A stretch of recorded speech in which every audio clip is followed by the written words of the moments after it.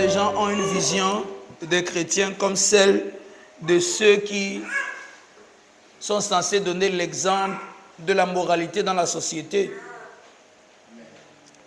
Raison pour laquelle, lorsque quelque chose se passe ou quelqu'un a commis un acte, la réaction immédiate de certaines personnes, c'est que, n'est-ce pas, c'est un chrétien. Comment est-ce qu'un chrétien peut faire ci? Comment est-ce qu'un chrétien peut faire ça? Donc la plupart du temps, on a considéré les chrétiens rien que comme des personnes qui sont censées donner l'exemple de la moralité. On a considéré ceux-là qui se disent enfants de Dieu comme certains, ceux qui sont censés avoir un bon comportement. Et ainsi donc, tous ceux qui sont arrivés à l'église, sinon la plupart de ceux qui sont arrivés à l'église, on s'attend à ce qu'ils aient un comportement raisonnable, on s'attend à ce qu'ils aient un comportement juste, on s'attend à ce qu'ils puissent donner un modèle particulier que les autres doivent suivre.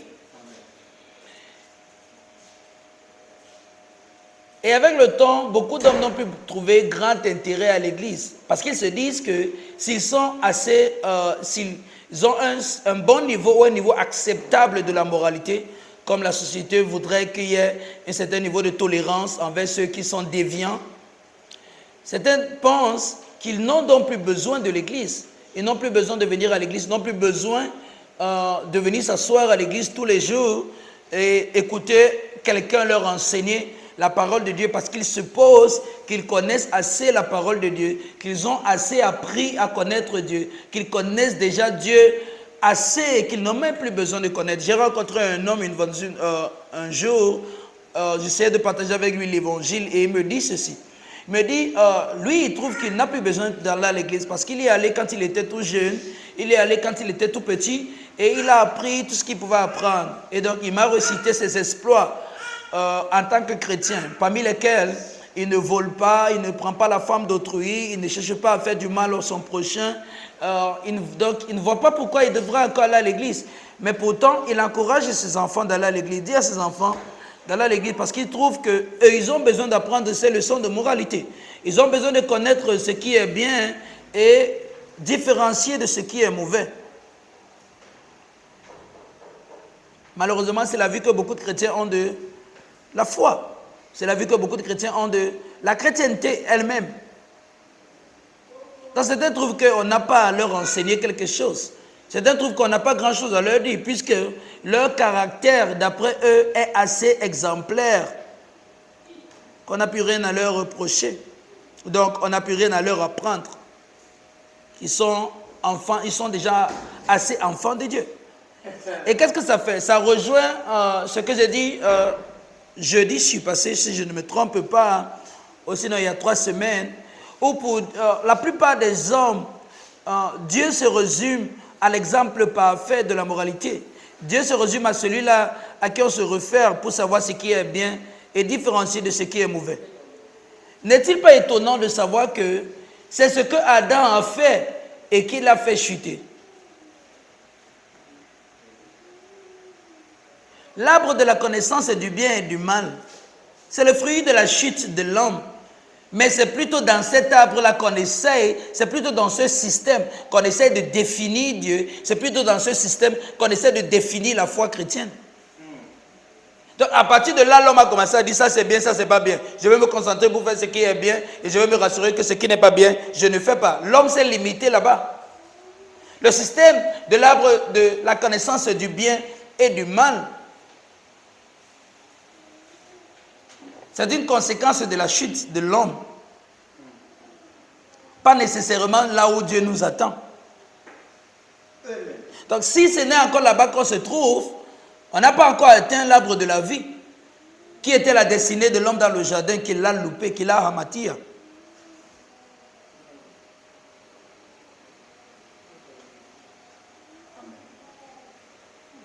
Donc lorsque les gens ont cette attitude envers la foi, et qu'ils pensent qu'ils ont un comportement assez exemplaire, parce que ils trouvent que Dieu seul est parfait, donc les défauts qu'ils ont encore pour le moment, c'est tolérable, c'est gérable. Personne n'est parfait sauf Dieu. Ils trouvent qu'ils n'ont plus rien à apprendre. Mais la foi, c'est encore au-delà du bien et du mal. La vie chrétienne, c'est au-delà de faire le bien ou faire le mal.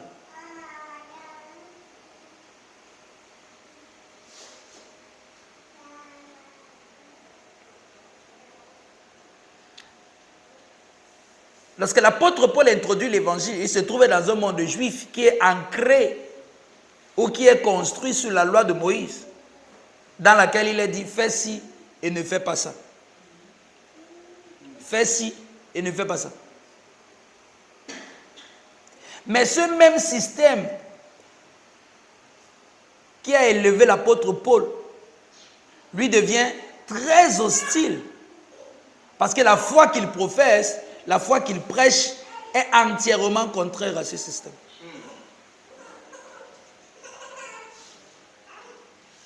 Donc la foi que nous professons ne se résume pas à faire le bien et ne pas faire le mal. Amen. Donc nous parlions de grandir spirituellement. Amen. Donc, si nous sommes encore au niveau de la moralité où on doit te dire de ne pas faire ci parce que c'est mauvais et de faire ça parce que c'est ça qui est bien, et que tu es encore en train de débattre là-dessus, tu es encore loin derrière.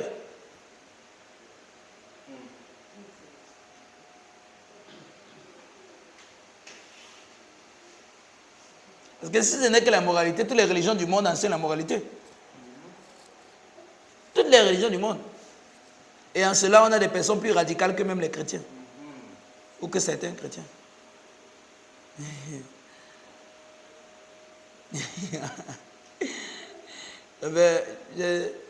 Un monsieur que je connais qui voyageait un jour.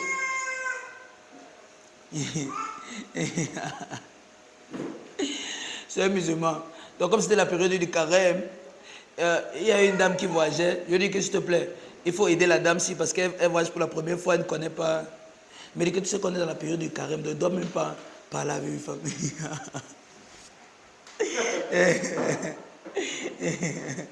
Il dit que waouh, donc après vous allez vous parler encore.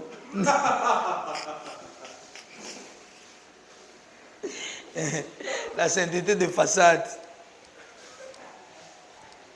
C'est pendant une période et après, on peut faire tous les dégâts. Allah va pardonner. En tout cas, le nombre de biens qu'on va faire, ça va compenser.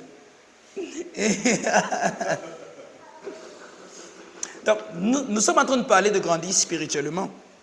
Mais ce que je veux souligner par ce préambule, c'est que si nous sommes encore en train de débattre sur ce qui est bien, sur ce qui est mauvais, on n'a même pas encore commencé. On est encore derrière.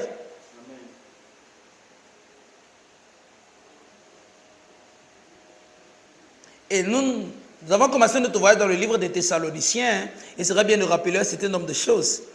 Nous avons commencé notre voyage dans le livre des Thessaloniciens où l'apôtre Paul apprécie leur foi. Et il dit de leur foi qu'elle grandit de façon excédentaire, de façon exponentielle. Amen. Tu as besoin de quelqu'un pour constater ton progrès. Amen. Et tu as besoin d'être sous quelqu'un pour te rassurer que tu progresses. Et l'autre partie c'est que beaucoup de gens n'aiment pas. La croissance n'est pas autoproclamée.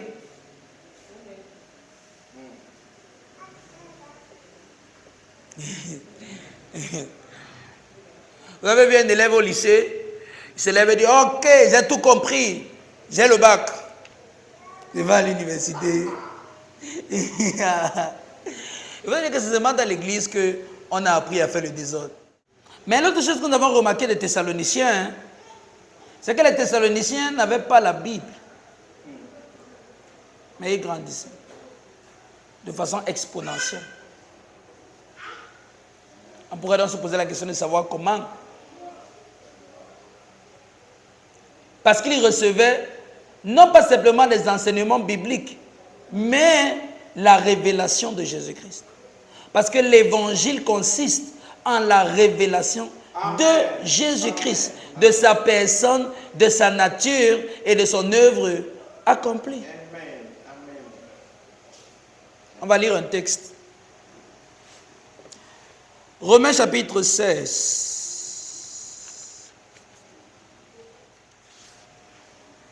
Romains chapitre 16. Verset 25. On peut lire? À celui qui peut vous affermir, celui qui peut vous stériliser, celui qui peut vous affermir, celui qui peut vous établir, Selon mon évangile et la prédication de Jésus-Christ, conformément à la révélation du mystère caché pendant des siècles. Donc, Paul, qui a reçu le mandat du Seigneur Jésus-Christ pour prêcher et annoncer l'évangile aux païens, au peuple non juif, différemment des 12. On va voir ça dans une série qu'on va étudier les jeudis. On va faire la différence entre l'apostolat de Paul et l'apostolat des 12 autres.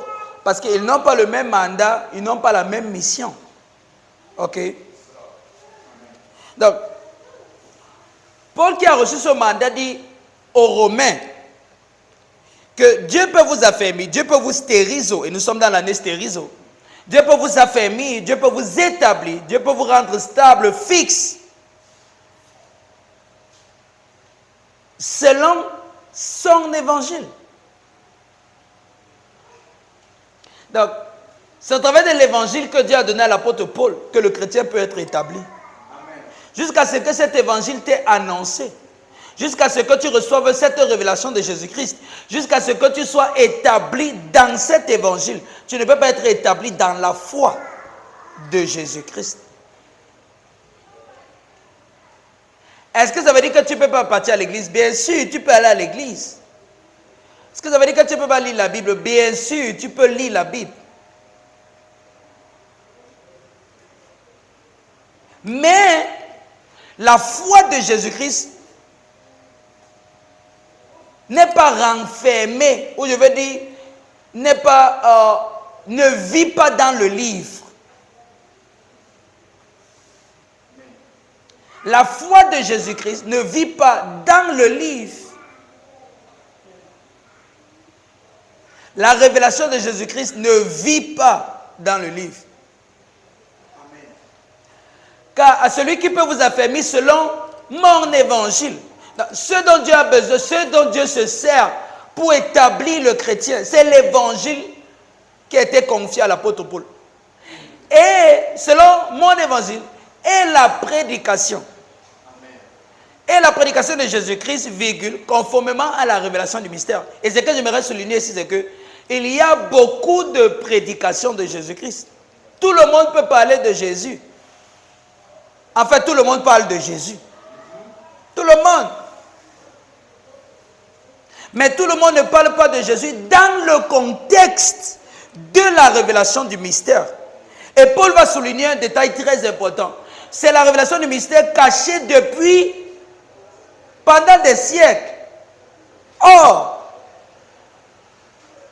Paul qui est un juif a toute sa vie lu la Torah.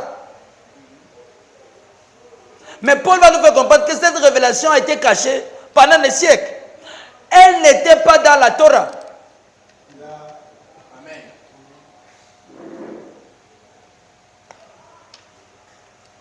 Elle était cachée pendant des siècles où en Dieu.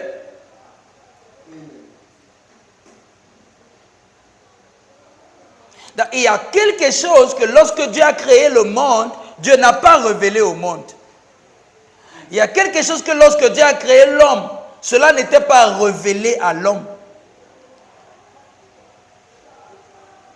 Ce que Dieu avait en cœur, ce que Dieu avait dans sa pensée, ce que Dieu avait tenu secret en lui-même, par lui-même, n'était pas révélé aux hommes.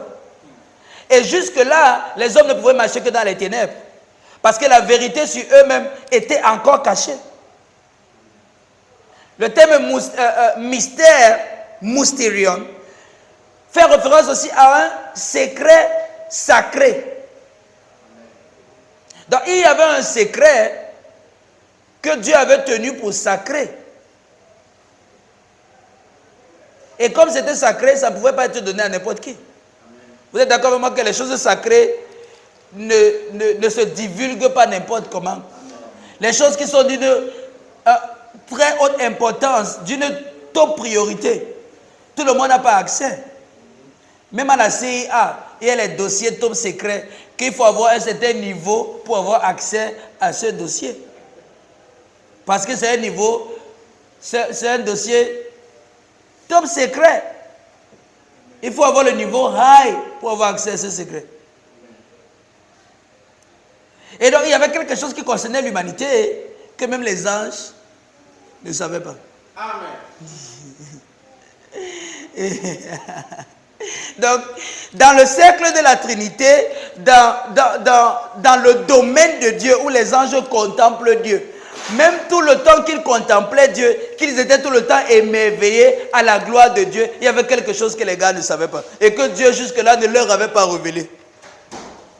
Mais chaque fois qu'ils voyaient la façon dont Dieu traitait avec les hommes, les gars ne comprenaient pas. Au point où David a capté une question que les anges se sont posées, demande à Dieu, mais Dieu, qu'est-ce que l'homme? Qu'est-ce que l'homme? Pourquoi tu lui montres tellement d'affection, tellement d'attention? Qu'est-ce qui se passe? On ne comprend pas, il faut nous expliquer l'affaire ici. Thank you, Lord Jesus. Mais Dieu est resté tranquille. Parce qu'il y avait un secret de l'humanité que même les anges n'étaient pas au courant. Mais chaque fois que les anges voient comment Dieu aime l'homme, de toute façon Dieu est attentionné vers les hommes. De toute façon Dieu a l'attention focalisée, concentrée sur les hommes. Les anges se posent, mais dis que les créatures ici qui sont venues hier là, nous on est là depuis hier, mais comment Dieu les aime trop comme ça? Ils sont même quoi?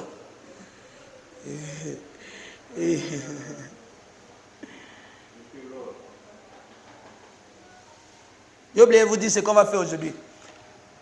On va faire deux choses. C'était pour voir l'évangile que Paul a prêché aux Thessaloniciens. Et deux, quelle était leur attitude.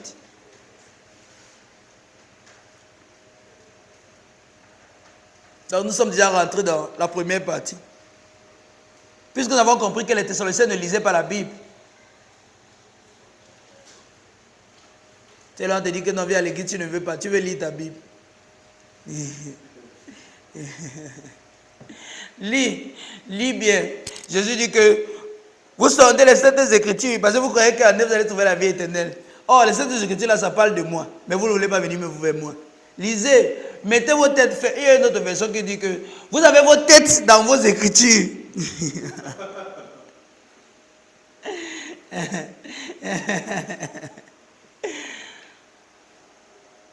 Mets ta tête dans la Bible. Mets dedans, tu fermes ta tête avec.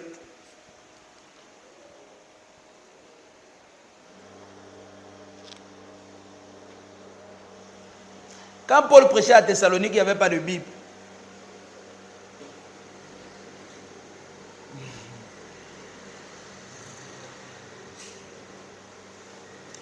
Et les chrétiens aiment tellement la Bible aujourd'hui que si tu viens à la Bible qui n'est pas Louis II ou King James, on commence à te regarder déjà.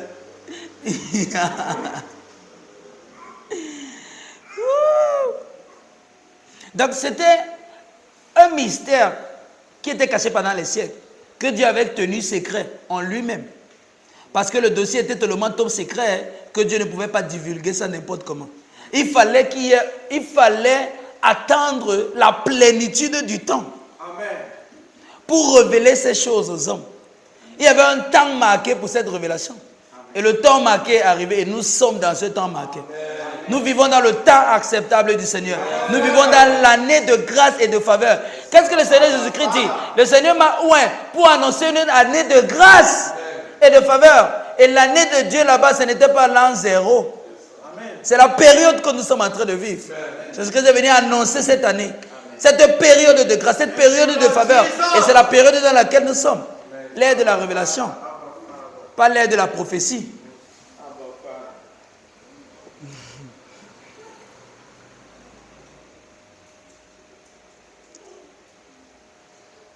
Selon mon évangile, qui est la prédication de Jésus-Christ. L'évangile de Paul, c'est la prédication de Jésus-Christ. Et une prédication de Jésus-Christ, pas Jésus de Galilée. Galilée.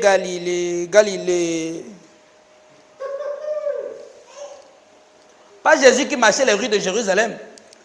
Jésus a marché les rues de Jérusalem. Ça fait quoi? Ça nous fait quoi? On était là-bas. Parlez-nous de Christ qui vit maintenant. Et le Christ actuel est où? Il est en nous. Raison pour laquelle l'évangile de Paul pouvait toucher tous les hommes. Parce qu'il révèle Christ qui est en eux. Il parle de Christ présent, de Christ actuel. Mais qu'est-ce que la religion veut faire? On nous parle de Jésus qui est à Jérusalem et on nous parle de Jésus qui va revenir. Entre-temps, on fait quoi? On s'apprête pour qu'il arrive et nous trouver prêts.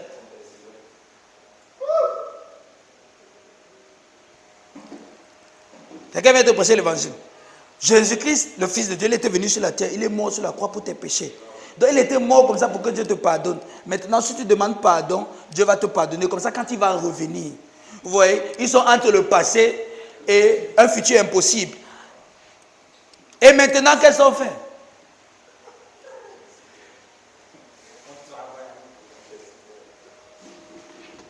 Mais quand Paul allait prêcher, il révélait le mystère. Christ en les hommes, Christ en vous, l'espérance de la gloire. C'est le mystère qu'il prêchait à tous les hommes. Et c'est comme ça qu'ils étaient établis dans la foi de Christ. Et c'est comme ça qu'ils grandissaient spirituellement. Amen. Thank you, Lord. Donc, il y a une prédication de Jésus-Christ qui est conforme à la révélation du mystère. Et il y a une autre prédication de Jésus-Christ qui n'est pas conforme à la révélation du mystère. Amen. C'est Jésus-Christ de Matthieu, Marc et Luc. Parfois aussi Jean. Mais est-ce que vous savez qu'avant que ces gens écrivent ces évangiles-là, Paul avait écrit ses épîtres? Parce que l'évangile de Paul consiste à révéler Christ en les hommes. Pas de parler de Christ qui était venu et qui va revenir. Ça fait qu'on rate le présent. On rate le présent. On veut vivre dans le passé ou dans l'avenir. Et quand vous apprenez la vraie spiritualité vous apprend à vivre le moment présent. Amen. Parce que la plupart du temps, on est soit emporté par le passé, préoccupé par le passé, ou préoccupé par l'avenir. Tu ne peux pas changer le passé. Mais c'est ça qui préoccupe souvent les gens. Oh, mon passé était comme ça, mon passé était comme ça, voilà comment j'ai grandi, voilà ce que j'ai fait, voilà ce que je n'ai pas fait, voilà ce qu'on m'a fait, voilà ce qu'on ne m'a pas fait. Entre-temps, vis maintenant.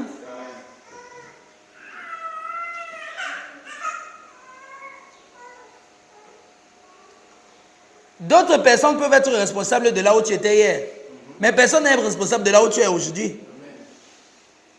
Comme quelqu'un a dit, tu peux blâmer tes parents d'avoir été pauvres et de ne t'avoir pas envoyé à l'école ou bien dans les meilleures écoles. Mais tu n'as personne à blâmer pour être pauvre.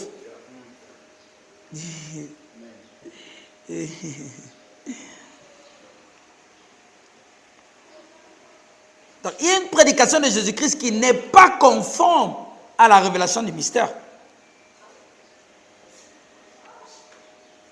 Et ce dont nous avons besoin pour grandir spirituellement, c'est de cette révélation, de cet évangile qui a été prêché par l'apôtre Paul. Et aucun autre apôtre ne s'approprie l'évangile comme Paul. Personne ne dit mon évangile. Parce qu'ils ont bien compris leur mission. Et Paul a bien compris sa mission. Il connaît ce qui lui a été confié. Il sait qu'il est le pionnier. Il dit bien qu'il a posé les fondations de l'église de Jésus-Christ. Et chacun doit se rassurer de comment il bâtit sur la fondation qu'il a posée. Et personne d'autre ne peut poser notre fondation. Paul est un apôtre à part. Il n'y a pas un apôtre qui a la place de Paul dans l'église de Jésus-Christ. Ok? Amen.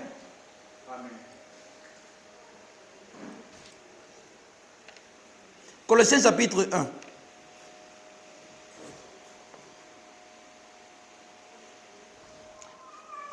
Colossiens chapitre 1, verset 24. Ok, je me réjouis maintenant dans mes souffrances pour vous, et ce qui manque aux souffrances de Christ, je l'achève en ma chair, pour son corps, qui est l'Église. On avait déjà expliqué ça. On avance. 25. C'est d'elle que j'ai été fait quoi? Ministre de l'église de Jésus-Christ qui est son corps, selon la charge que Dieu m'a donnée auprès de vous, afin que j'annonçasse pleinement la parole. Aucun apôtre ne dit ça.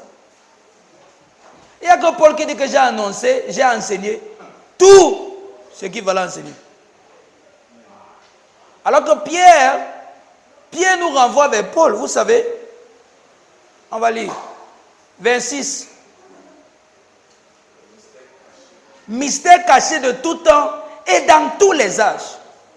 Je vous rappelle que Paul c'est un juif et Paul a lu la Torah. Quand il dit que ce n'est pas la Bible qui lisait qui les a fait grandir spirituellement. Comprenez très bien. Amen. Mystère caché de tous les âges. Donc pendant toutes les dispensations que les hommes étaient sur la terre, ce mystère a toujours été caché. N'avait jamais été révélé aux hommes. Même à l'ère de Moïse, on n'a pas été révélé. Mais maintenant révélé à ses saints. Amen. Donc enfin ce mystère nous est révélé. Amen. Et c'est dans cette révélation qu'un chrétien peut grandir spirituellement. Amen. Si vous enlevez ça, tout ce qui va nous rester à l'église, c'est les exemples de la moralité. Quelqu'un va arriver à l'église, il volait, il ne vole plus. On dit qu'il a grandi spirituellement. Il mentait, il ne ment plus. On va dire qu'il a grandi spirituellement. Il forniquait, il ne fornique plus. On va dire qu'il a grandi spirituellement. Il ne faisait plus ça. Maintenant, il faisait ça. Maintenant, il ne fait plus. On se dit que c'est tout ce à quoi Dieu l'a appelé là-bas. Mais est-ce que vous savez que dans un autre contexte, il aurait pu atteindre les mêmes niveaux? Donc, on a encore plus que ça à faire. Amen. On va plus loin que ça. Amen. J'ai l'impression qu'il ne parle pas à tout le monde ce matin. Donc, il y avait un mystère qui était caché dans tout le temps depuis les âges, mais qui maintenant a été révélé à ses saints. Verset 27. À qui Dieu a voulu faire connaître quelle est la glorieuse richesse de ce mystère parmi les païens. Oh, parmi nous. Alléluia. Savoir l'expérience de la gloire. Donc c'est ça le mystère. Le mystère c'est que tu es un homme, mais il y a Christ en toi. Amen. Tu es un homme, mais Christ est en toi. C'est ça le mystère. Amen.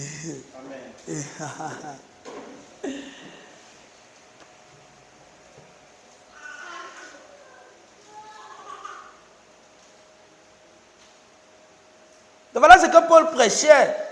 Paul prêchait Christ en nous. Paul prêchait Christ dans les hommes. Il a tellement prêché ça aux Thessaloniciens que les Thessaloniciens sont devenus les imitateurs de Christ. Puisque c'est Paul qui dit que vous êtes devenus des imitateurs de Christ. Tellement les gars ont entendu, ils ont Christ en nous, Christ en nous, Christ en nous. Bientôt, le Christ a tellement grandi en eux, a tellement pris forme en eux, que quand Paul les voit, Paul dit que vous êtes devenus l'expression vivante et particulière de Christ. Amen.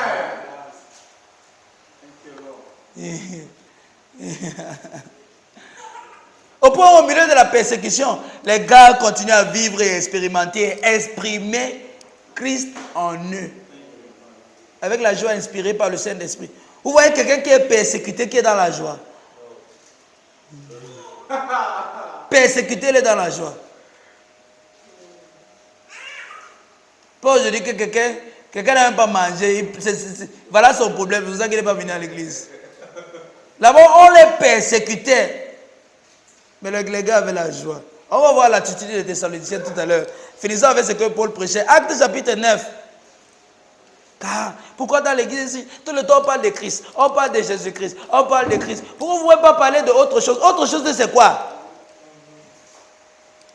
Autre chose, c'est qui? Ou c'est quoi? Les hommes, pendant toute leur vie, ils parlaient d'autre chose. De Genèse jusqu'à la Révélation, si on parlait de quoi? De tout ça.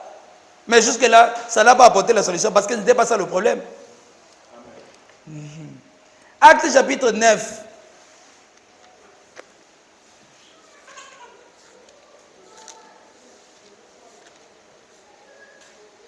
Je vous ai dit que Paul nous annonce qu'à Thessalonique, il prêchait quoi? L'évangile de Dieu. N'est-ce pas? Et l'évangile de Dieu consiste en la prédication de Jésus-Christ comme étant l'accomplissement de toutes les promesses, de toutes les prophéties et de toutes les typologies exprimées dans l'Ancien Testament. N'est-ce pas? Actes chapitre 9, 15.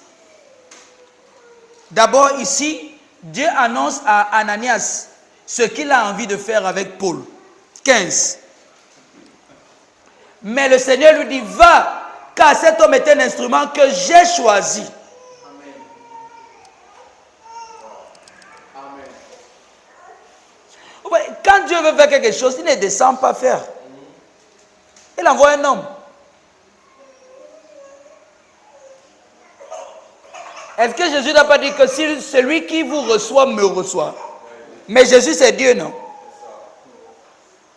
Pas étonnant que les Thessaloniciens recevaient les paroles de Paul comme les paroles de Dieu. Parce que si tu reçois un envoyé de Dieu, tu reçois Dieu.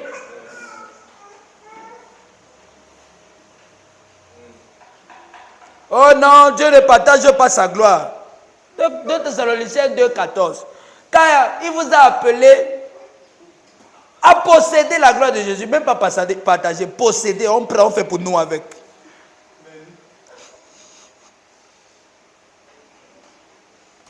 Vous savez que dans la religion, Dieu est chiche, non? Il ne partage pas ces choses n'importe comment. Donc, Dieu dit que voilà un homme que j'ai choisi. C'est très intéressant, c'est important de le savoir et de remarquer. Parce qu'on peut être souvent tenté de mépriser les vases que Dieu utilise, pensant que Dieu va descendre du ciel ou pensant qu'on va voir un ange. Est-ce que vous savez qu'il y a beaucoup de passages dans la Bible où on a écrit ange, mais il s'agissait des hommes? Parce que ange veut dire messager.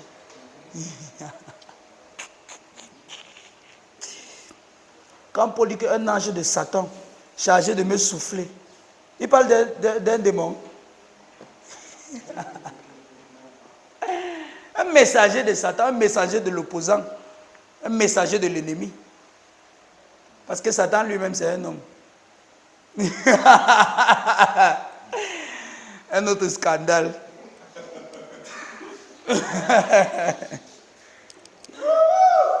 Va, cet homme est un instrument que j'ai choisi pour porter mon nom devant les nations. Dont les hommes portent le nom de Dieu. Devant les rois, devant les fils d'Israël. Verset 16. Attendez, reviens au verset 15. Vous voyez ce que King James fait, Louis II fait, non? Mais le Seigneur lui dit, va, car cet homme est un instrument que j'ai choisi pour porter mon nom devant les nations. Regardez en anglais. Go thy way, for it's a chosen vessel unto me to bear my name before the Gentiles. BDS dit quelque chose d'intéressant. Mais le Seigneur lui dit, va, car j'ai choisi cet homme. Mon frère, tu n'as pas mangé aujourd'hui, c'est quoi? Ok. Mais le Seigneur lui dit, va, car j'ai choisi cet homme pour me servir. Il fera connaître qui je suis au peuple étranger. Le mot là-bas, c'est païen. Donc, c'est Paul l'apôtre qui était envoyé vers les païens. Et comme vous allez voir, la mission que les 12 avaient, ce n'était pas vers les païens. Vous vous rappelez dans Matthieu chapitre 10, quand le Seigneur Jésus les envoie 2 par 2, il dit, n'allez pas chez les Samaritains, n'allez pas chez les païens. Restez seulement à Jérusalem. Votre mission s'arrête là-bas. Donc, Dieu annonce ce qu'il va faire avec Paul, n'est-ce pas? Hein? On va sauter. Verset 19.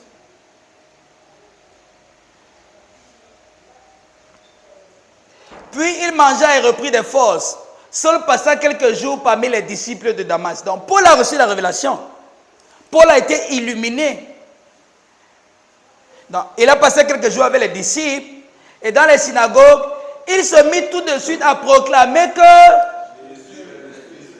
Jésus est le Fils de Dieu. Voilà ce que Paul a commencé à prêcher.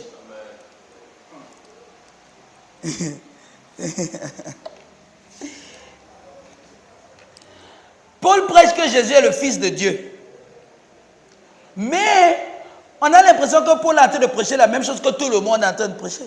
Mais c'est quand on voit les effets de ce que Paul prêche qu'on se rend compte qu'il y a quelque chose, il y a une différence quelque part. Verset suivant, la lecture sera un peu longue. Ses auditeurs, tu as enlevé 8 secondes. Pourquoi? Mets 8 secondes s'il te plaît.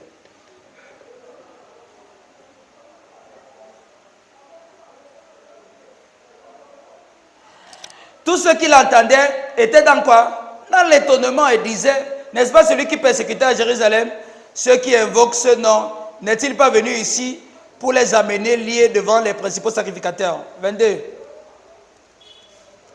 Cependant, Saul se fortifiait de plus en plus.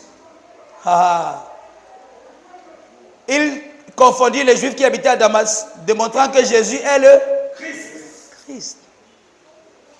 Au bout d'un certain temps, les Juifs se concertèrent pour le tuer. Et leur complot parvint à la connaissance de Saul. On gardait les portes jour et nuit afin de lui ôter la vie. Voilà quelqu'un qui prêche un message. Et à cause de ce qu'il prêche, on veut le tuer. Vous croyez que c'était une affaire facile? Que c'était non, juste une simple prédication, non seulement prêcher, là on veut tuer quelqu'un. Et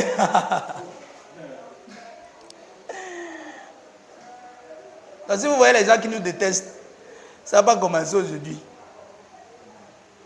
Verset suivant. Ah ok. Mais pendant la nuit, les disciples le prirent et le descendit par la muraille dans une corbeille. Paul est allé à Jérusalem. Lorsqu'il se rendait à Jérusalem, Saul tâcha de se joindre à eux. Eux là, c'est qui? Les disciples. Mais tout le monde le craignait. Ne croyant pas qu'il fût un disciple. 27. Alors Barnabas, l'ayant pris avec lui, le conduisit vers les apôtres et leur raconta comment sur le chemin Saul avait vu le Seigneur et lui, qui lui avait parlé, et comment à Damas il avait prêché franchement. Il a prêché quoi franchement? Il a prêché, reviens à verset 27. Il a prêché franchement au nom de Jésus. Ok. 28. Il allait et venait avec eux dans Jérusalem et s'exprimait en toute assurance au nom du Seigneur. Voici Paul avec les apôtres, n'est-ce pas? Vous allez voir quelque chose. Il parlait aussi, disputait avec les hellénistes. Les hellénistes, c'était les juifs qui parlaient grec. Mais ceux-ci cherchaient à lui. Mais il ne cherchait pas à ôter la vie aux apôtres. Pourquoi? Les apôtres étaient à Jérusalem aussi, non? Les apôtres étaient aussi à Jérusalem. Mais c'est Paul qu'on cherche à tuer. 30. Les frères l'ayant su, l'amenaient à Césarée et le firent partir pour Tars. L'église était en paix dans toute la Judée. Et la Galilée et la Samarie s'édifiaient en marchant dans la crainte du Seigneur et elles s'accroissaient par l'assistance du Saint-Esprit. Donc on a enlevé Paul dans l'église. On a enlevé la révélation dans l'église. Et on dit que l'église était en paix. Mais l'église marchait dans la crainte du Seigneur. Acte chapitre 13.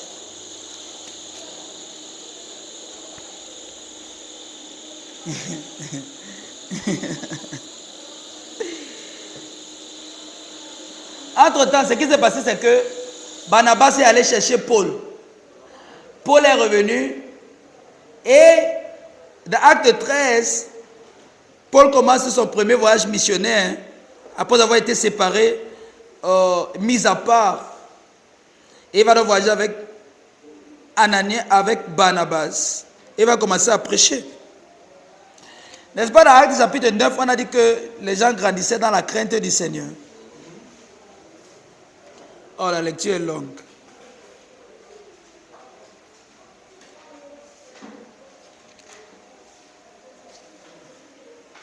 Verset 42. On y est. Acte 13.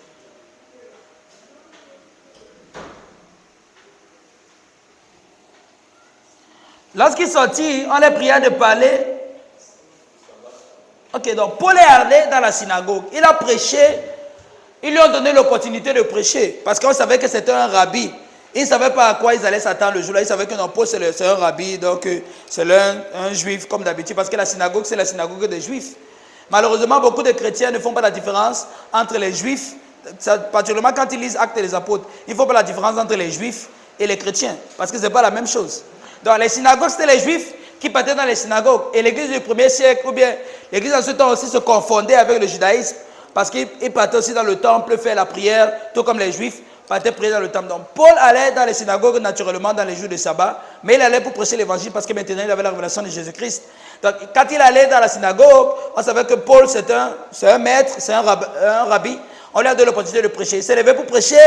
Il a prêché l'évangile de Jésus-Christ. Il a commencé à parler de Christ comme l'accomplissement de toutes les promesses qui a été faite au Père. Vous verrez ça à partir du verset 23 comme ça. Après avoir conté toute l'histoire des Juifs, il a conclu avec Jésus-Christ comme étant le point culminant, l'accomplissement de toutes les typologies qui venaient avant. C'est ça l'évangile de Dieu. C'est que Paul prend toute cette typologie, il explique que tout ça trouve son accomplissement à la personne de Jésus-Christ. Et quand les gars ont fini d'entendre tout ça, Luc raconte que les gens étaient tellement contents de l'évangile qu'ils ont entendu qu'ils ont demandé à Paul de venir encore prêcher. Verset suivant. À l'issue de l'assemblée, beaucoup de juifs et de prosélytes pieux suivis Paul et Barnabas et s'entretenaient avec eux et les exhortaient à rester attachés à la grâce de Dieu. Donc les gars étaient tellement contents qu'après le culte, les gars ont suivi Paul que dans la fête, il a fait que tu nous expliques ça. 44. Le sabbat suivant, parce que toute la ville se rassembla pour entendre la parole. Première fois dans l'histoire. Première fois. Paul prêche un évangile que tout le monde veut entendre.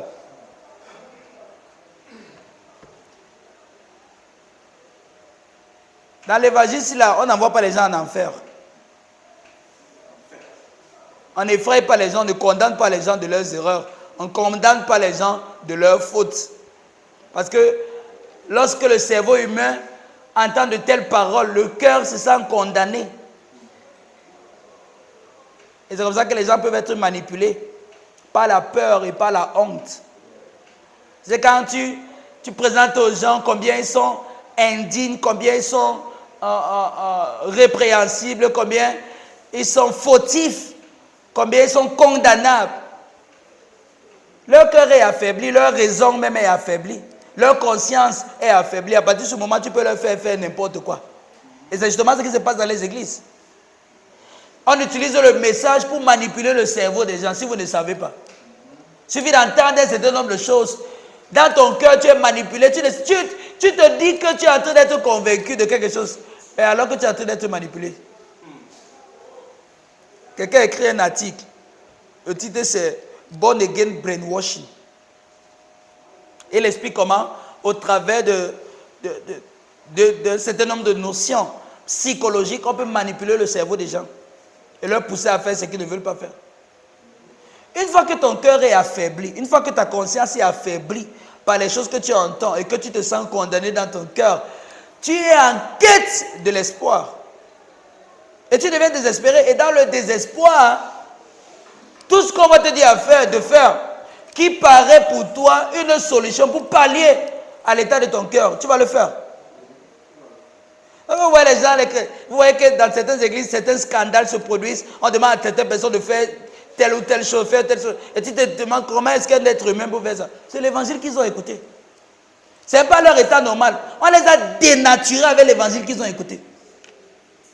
Les gens ont été manger les herbes, les gens ont fait ceci, les gens ont fait cela. C'est d'abord ce qu'ils ont entendu. N'accusez pas l'église. C'est un faux évangile qu'on leur a donné.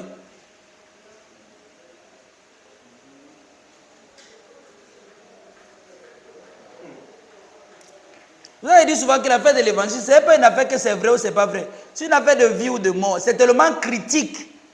C'est tellement important pour Dieu. Que le salut repose désormais sur l'évangile. Et c'est ça que les gens veulent mépriser. Vous savez une chose qu'on a appris? On a appris que l'évangile, on a besoin de l'évangile seulement pour recevoir Jésus-Christ, pour être sauvé. Que c'est, voilà là où on a besoin de l'évangile. Le jour où on te prêche, tu as accepté le Seigneur Jésus-Christ, tu as plus besoin de l'évangile. Maintenant, tu as besoin juste de rester à l'église, de tourner là, de tourner. Quel que soit ce que tu entends, tu es déjà sauvé. C'est faux.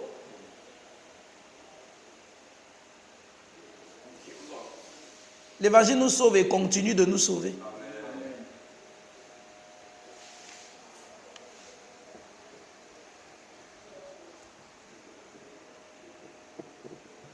Les Juifs, voyant la foule, furent remplis de jalousie et s'opposaient à ce que disait Paul en le contredisant et en l'injuriant. Verset suivant.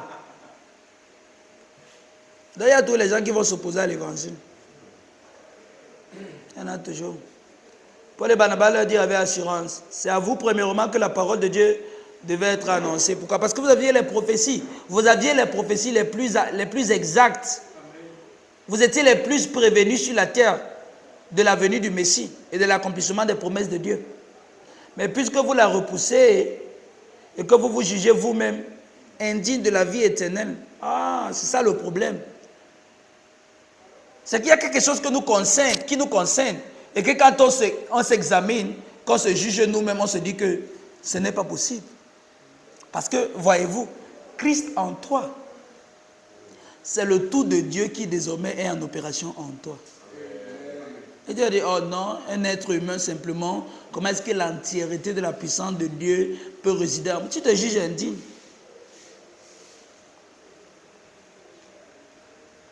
Vous vous jugez indigne de la vie éternelle. Qu'est-ce qui s'est passé après? Verset 47. Car ainsi nous l'a ordonné le Seigneur, je t'ai établi pour être la lumière des nations, pour porter le salut jusqu'aux extrémités de la terre. Vers 48. Les païens se réjouissant en entendant cela, mais les païens qui aiment la parole de Dieu, ils glorifient la parole du Seigneur. Oui, non, le problème des païens, c'est qu'on ne leur a pas prêché un bon évangile. On ne leur a pas prêché l'évangile correct. On leur a présenté une caricature de Jésus. On leur a effrayé avec la colère de Dieu. Si tu crois au Fils de Dieu, tu as la vie éternelle. Si tu ne crois pas au Fils de Dieu, la colère de Dieu demeure sur toi. Un Dieu colérique. Un Dieu colérique. Dieu est en colère, Dieu est fâché. À la dernière minute, il va t'envoyer en enfer. Ça va, non? Qui m'envoie? Donc nous-mêmes, on croit vraiment que Dieu s'est assis comme ça. Il a créé un endroit là où il y a le feu. Avant de créer la terre. Et puis il a dit que maintenant, celui qui va passer. Vous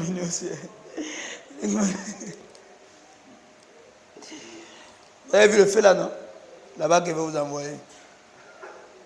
On a demandé à naître. Il est obligé de nous créer.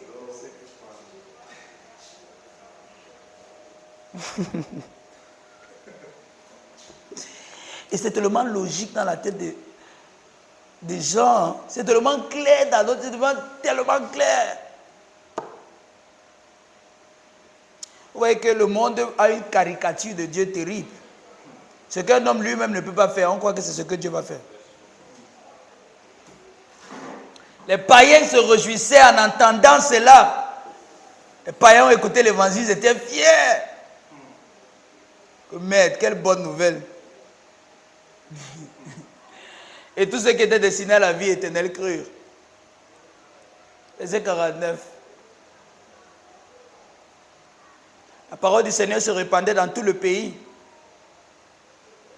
La parole qui prêchait Paul. Mais les Juifs excitaient les femmes dévotes et de distinction et les principaux de la ville.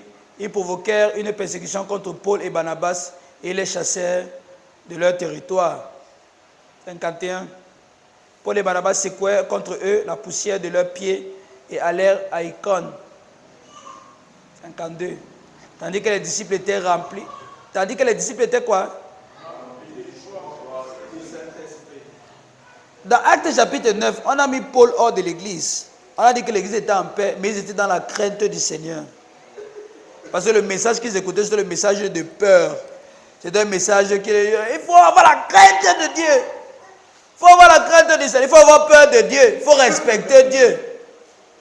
Mais l'évangile que Paul a prêché, l'effet de l'évangile que Paul a prêché, c'était que les gars avaient la joie du Saint-Esprit. Ce n'est pas la même chose.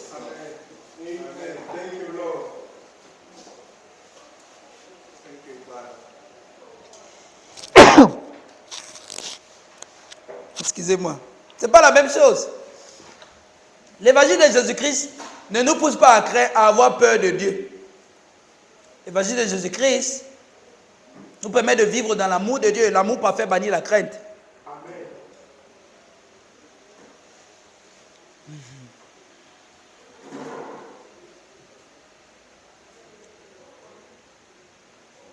Donc nous voyons bien que l'évangile que Paul prêchait était différent de ce que tous les autres prêchaient. Même dans Actes des Apôtres, ça se ressent de façon très très distinguée. 2 Pierre chapitre 3.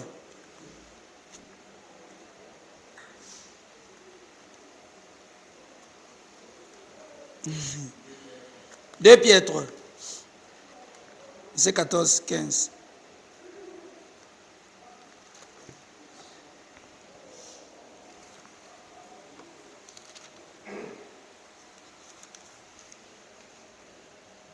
C'est pourquoi, bien aimé, en attendant les choses, en attendant ces choses, appliquez-vous à être trouvé par lui sans tache et irrépréhensible. 15. Croyez que la patience du Seigneur est votre salut. Comme notre bien-aimé frère Paul vous l'a aussi écrit. Ah, donc Paul a écrit avant Pierre.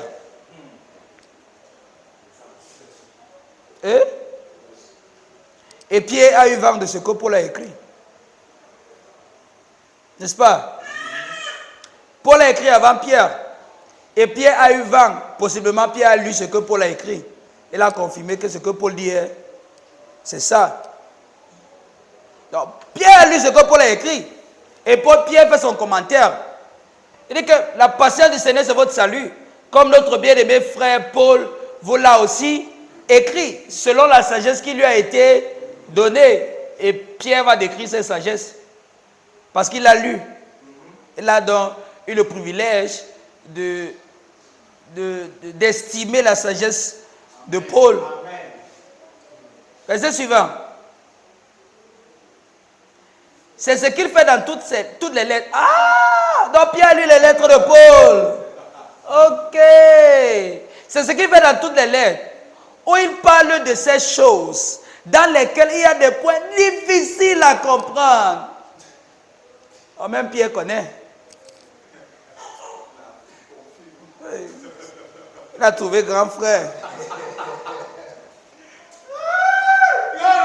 C'est ce qui fait dans toutes ces lettres. Il parle de ces choses dans lesquelles il y a des points difficiles à comprendre. Pierre souligne quelque chose de très important.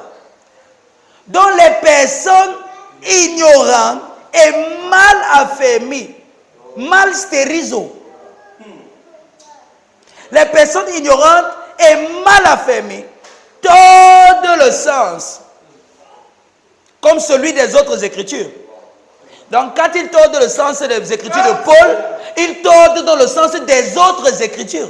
Donc pour comprendre les autres écritures, il faut comprendre Paul. Si tu n'as pas compris Paul, tu ne vas pas comprendre les autres écritures. Si tu n'as pas compris les autres écritures, tu ne peux pas connaître Dieu.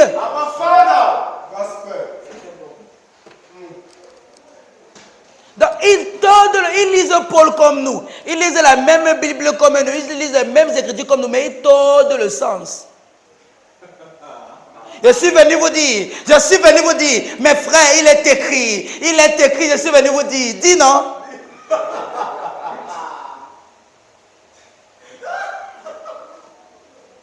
La Bible dit, la Bible déclare, mes frères et sœurs, la Bible déclare. La Bible c'est qui? C'est une personne. La Bible parle. C'est une librairie. C'est quand tu dis que la librairie dit. Enfin, on met le volume, les gens pensent que, oh, la puissance, la révélation.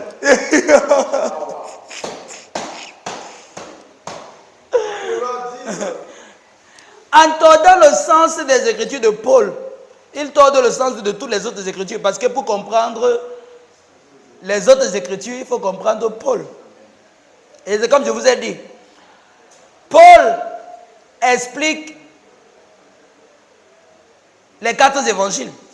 Les 4 évangiles accomplissent l'Ancien Testament. Pour comprendre Dieu, Dieu est révélé en Jésus-Christ. Et la révélation de Jésus-Christ est confiée à un homme, Paul. Et Paul a transmis cette révélation dans les écrits, dans ses épîtres. Et c'est à cause de ces épîtres qu'on a écrit les 4 évangiles, Matthieu, Marc et Luc, Jean. Et ces 4 évangiles présentent l'accomplissement de tout ce qui a été écrit dans l'Ancien Testament. Donc voilà le schéma. Si on ne commence pas par Paul, on est déjà perdu. C'est pour ça que dans notre ordre de lecture du Nouveau Testament, on commence par les écrits de Paul.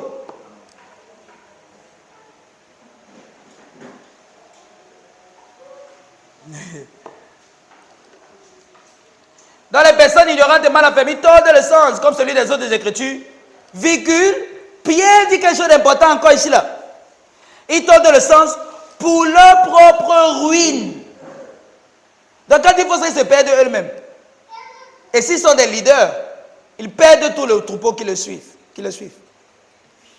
Pour leur propre ruine, pour leur propre destruction.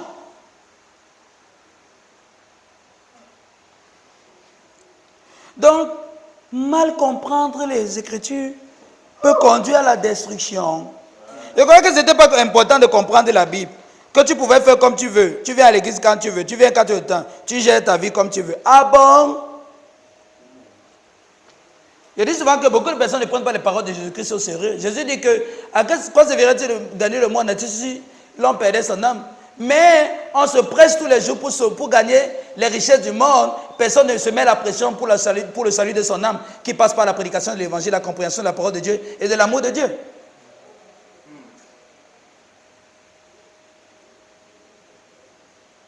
Donc, mal comprendre les Écritures, ou ne même pas les connaître du tout, ça nous mène à la perdition. Donc, pendant que nous savons et que nous sommes conscients que tous les hommes sont en Christ, parce que Christ les a tous inclus dans son œuvre, nous sommes aussi au courant que leur ignorance de la vérité, c'est leur perdition. C'est pour ça que nous devons prêcher l'évangile.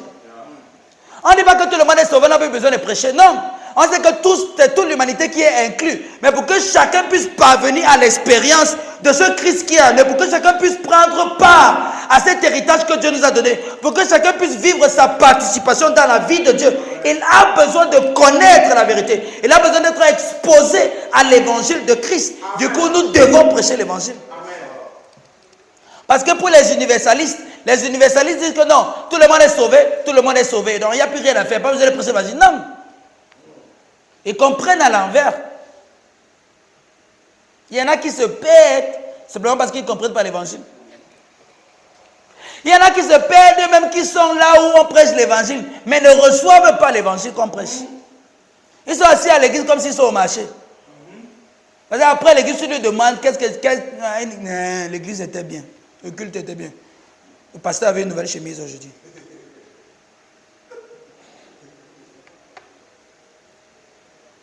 Quelle est la parole de Dieu que tu as reçue? Rien. Qu'est-ce que tu as appris? Rien.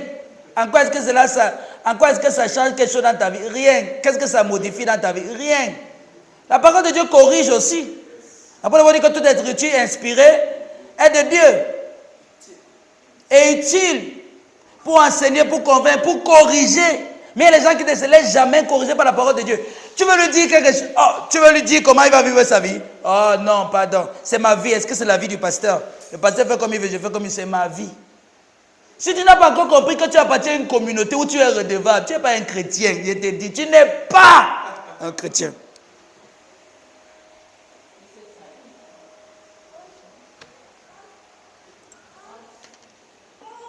Sérieux. Il y a des chrétiens qui veulent vivre comme ça.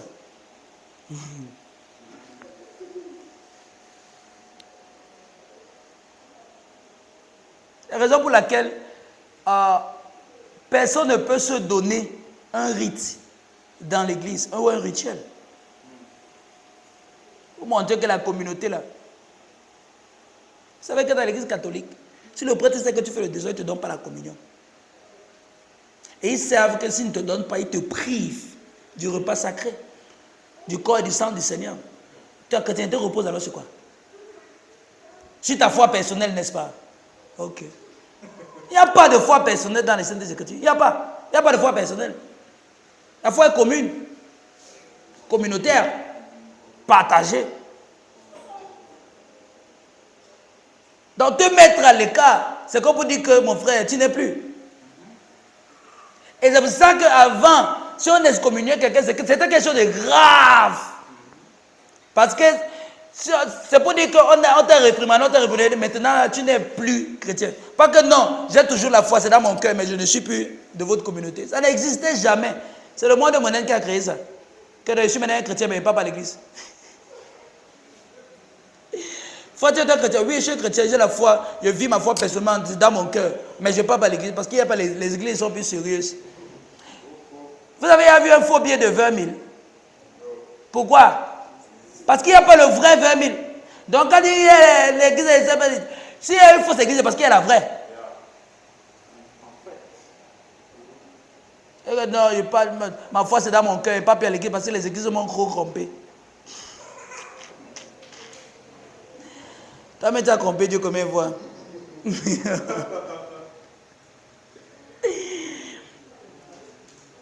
Non, c'est intéressant de voir ce que les apôtres disent. Et les apôtres ont l'autorité de nous enseigner.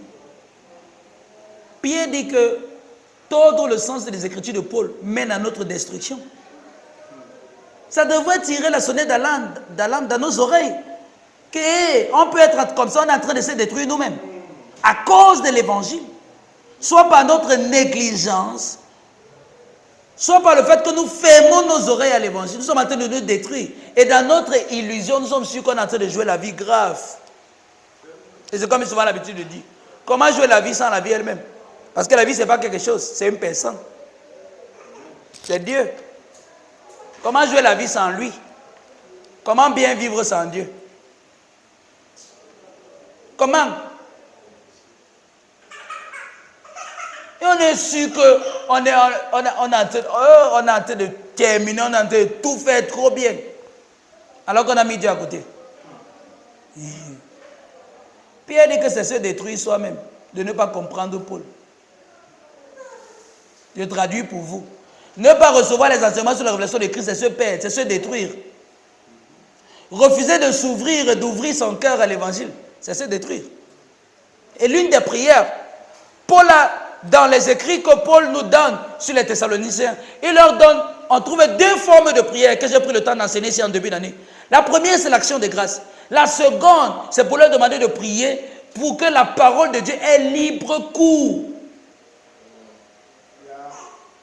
Donc j'apprends quoi? C'est possible que je sois en face de la parole de Dieu, mais qu'elle n'ait pas libre cours dans ma vie. C'est possible que je sois en face de l'évangile, mais l'évangile n'a aucun accès à mon cœur. C'est possible.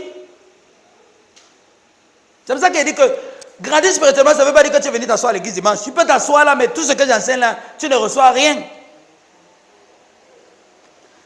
Grandir spirituellement, ça ne veut pas dire qu'on est venu à l'église. Grandir spirituellement, ça ne veut pas dire qu'on m'a baptisé, on m'a confirmé et puis je suis confus. Grandir spirituellement, ce n'est pas parce que tu as l'argent. Non. Si vous voyez l'attitude des Thessaloniciens, et c'est comme ce que le frère Richard dit jeudi, très intéressant. Si nous pouvons recevoir, apprendre de leur attitude, il n'y a pas ce qu'on ne pourra pas faire dans ce monde. Il n'y a pas. Mais c'est que nous-mêmes, nous résistons à la parole de Dieu. Pas étonnant que l'apôtre Paul demande de prier. Il faut prier pour que la parole de Dieu ait libre cours dans ta vie, dans ton cœur. Parce que la plupart du temps, nos cœurs, notre attention est attachée à autre chose. Tellement attachée aux autres choses que quand on reçoit la parole de Dieu, c'est comme si rien n'est en train de se passer. Ça montre l'état de ton cœur. Le Père dit souvent ceci. Si l'un des moyens pour savoir quel est ton état spirituel, c'est d'examiner, de voir à quel point tu es enthousiaste vis-à-vis de la grâce de Dieu. S'il n'y a pas cet excitement, cette excitation, cet enthousiasme vis-à-vis de l'évangile, tu es spirituellement malade. Et c'est comme ce qu'il a dit l'année dernière. Si tu te rends compte que dans ton cœur, il n'y a pas ce désir ardent de recevoir la parole de Dieu, mon frère, tu es en danger. Au moins, quand tu sais que tu es en danger, tu n'es pas en danger. Mais c'est quand tu ne sais pas que tu es en danger. C'est là où tu es en danger. Et il y a beaucoup de chrétiens qui ne savent pas qu'ils sont en danger. Parce que dans leur cœur, il n'y a pas la soif, il n'y a pas le désir pour la parole de Dieu. Mais pour eux, c'est comme si tout va bien. Donc, ils ne savent pas qu'ils sont en danger. Et c'est de ça qu'il s'agit.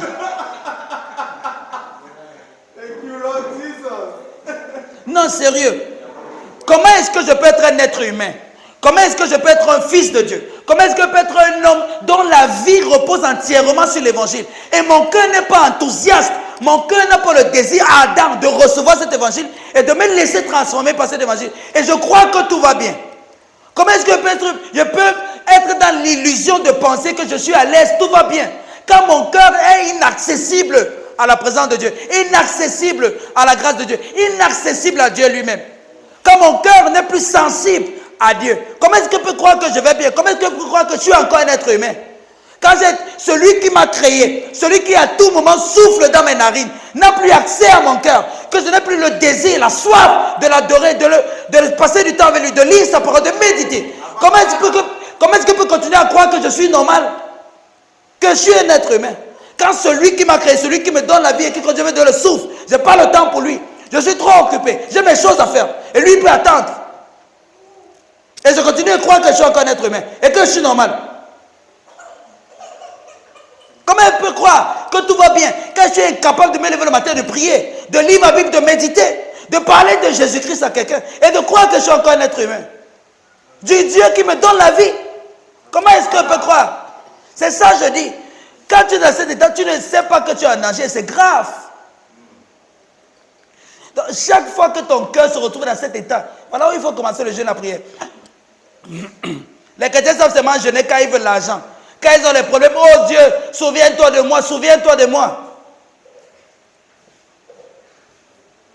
Mais leur cœur est insensible à Dieu, inaccessible à Dieu. Dieu ne leur dit rien. Ils ne peuvent rien sacrifier, rien donner pour Dieu, rien. Et on continue à croire qu'on est encore normal, on continue à croire qu'on est encore des chrétiens. Quand pour peu de choses on peut renier Dieu, pour peu de choses on peut négliger Dieu, pour peu de choses on peut abandonner les choses de Dieu, pour les plaisirs momentanés. Vous croyez que vous êtes les seuls qui est tenté dans le monde? Vous croyez que vous êtes les seuls qui face à la tentation? Venez là où je travaille, vous venez voir.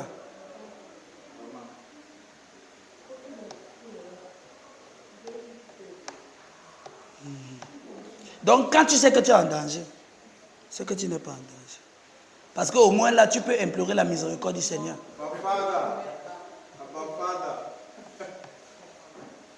On va arrêter là pour aujourd'hui.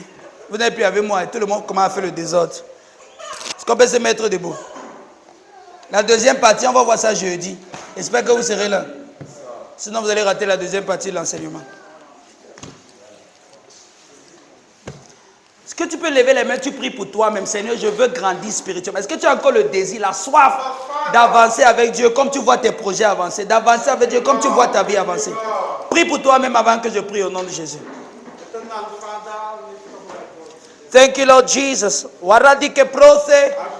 Oh, de inamala namasho. Rakte ke bradende meso. Ese brode kraktalamante prode me ashatalamande rumasa. Yagdeke bragezeko la katurama sobrende meshen. Renfa katalabra sukati shamalande brose. Seigneur, merci pour ta grâce.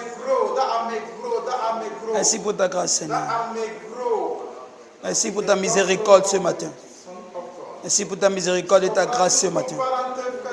Merci pour ta miséricorde et ta grâce. Merci pour, Seigneur, le privilège que nous avons de nous réunir ce matin et la communion que nous avons parmi les saints.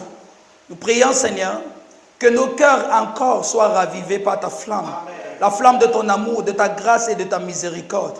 Et que ta paix nous apaise. Je prie, Seigneur, pour chaque personne qui a les mains levées ce matin et pour chaque cœur qu'il puisse recevoir cette grâce. Que ta miséricorde nous secoue encore de ces calamités dans lesquelles nous sommes tombés. Que nos cœurs puissent encore vibrer pour toi, vibrer pour ta cause, vibrer pour ton amour. Et que nous puissions reconnaître d'où nous venons et la vie que nous avons.